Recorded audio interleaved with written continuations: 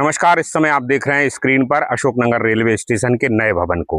17 तारीख को देश के प्रधानमंत्री नरेंद्र मोदी 75 रेलवे स्टेशनों को अमृत भारत रेलवे स्टेशन योजना के तहत देश को समर्पित करने वाले हैं। उसी योजना के तहत अशोकनगर के इस रेलवे स्टेशन के नवीन भवन का भी शुभारंभ होने वाला है। स्थानीय स्तर पर इसी स्थान पर होने वाले कार्यक्रम में हमारे क्षेत्र के सांसद और केंद्र के मंत्री ज्योतिरादित्य सिंधिया मुख्य रूप से शामिल होने वाले हैं। कई सारी सुविधाओं के साथ करीब 10 करोड़ रुपए से ज्यादा की लागत से प्लेटफॉर्म नंबर 1 को विकसित कर दिया गया है। रेलवे के अधिकारियों का कहना है ये फर्स्ट फेज का काम है। फेज 2 में इसका जो दूसरे नंबर का प्लेटफॉर्म है उस पर भी कई यात्री सुविधाओं का विस्तार किया जाएगा। इसमें कई सारी सुविधाएं और नई चीजें उनके बारे में भी आपको बताएंगे, कार्यक्रम के बारे में भी बताएंगे। मगर एक प्रश्न बहुत जरूरी है यहाँ पर कि इस तरह के आधुनिक भवन और भी बनाए जा सकते हैं, क्योंकि 5 साल में ये दूसरा भवन है। मगर बीते 5 वर्षों से अशोकनगर से कुछ जरूरी रेल सुविधाओं की मांग की जाती रही है, जिसमें ग्वालियर होते हुए दिल्ली जाने की मांग और इंदौर जाने की मांग। बेहतर ये भी होता कि इस तरह के जब आयोजन किए जा रहे हैं तो रेलवे के द्वारा या जनप्रतिनिधियों के द्वारा यहाँ के लोगों को इस तरह की रेल सुविधाएं भी दी जाती, तो इस तरह के आयोजनों की गरिमा और बढ़ जाती। जिले वासियों के लिए 17 जुलाई का दिन ऐतिहासिक होने जा रहा है। अमृत भारत स्टेशन योजना के तहत आधुनिक स्वरूप में विकसित किए गए अशोकनगर रेलवे स्टेशन का लोकार्पण प्रधानमंत्री नरेंद्र मोदी वर्चुअल माध्यम से करेंगे। रेलवे प्रशासन कार्यक्रम की तैयारियों को अंतिम रूप देने में जुटा हुआ है। आधिकारिक कार्यक्रम के अनुसार प्रधानमंत्री देश भर के कई विकसित रेलवे स्टेशनों को एक साथ राष्ट्र को समर्पित करने वाले हैं। करीब 2 वर्षों में तैयार हुए इस रेलवे स्टेशन को आधुनिक सुविधाओं से सुसज्जित किया गया है।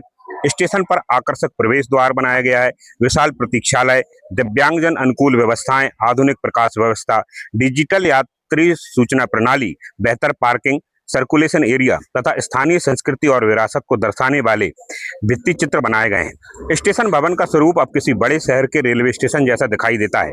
अमृत भारत रेलवे स्टेशन योजना का उद्देश्य देश भर के रेलवे स्टेशनों को आधुनिक, सुरक्षित और यात्री सुविधाओं से युक्त बनाना है।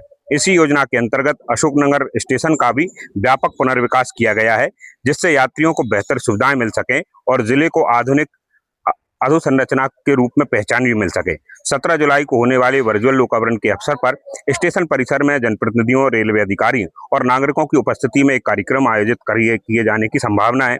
उद्घाटन के बाद नए स्टेशन भवन का उपयोग यात्रियों के लिए पूरी तरह से शुरू कर दिया जाएगा। यह योजना अमृत भारत रेलवे स्टेशन के तहत हुई है। माननीय प्रधानमंत्री 75 अमृत भारत स्टेशन का इनॉग्रेशन करेंगे।